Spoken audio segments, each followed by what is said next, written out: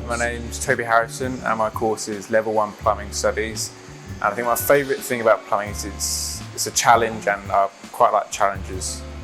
So you do Level 1, you do some low carbon steel, waste pipe and some plastics, pressure pipe as well.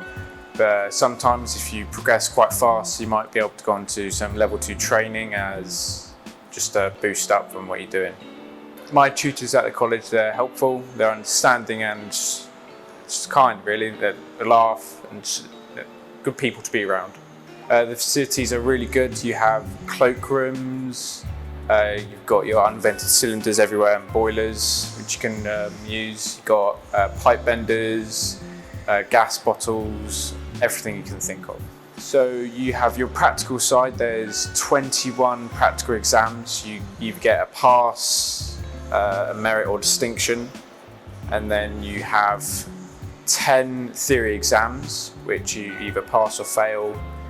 But if you come short of a mark, it's no worries, you can still retake it and get that mark.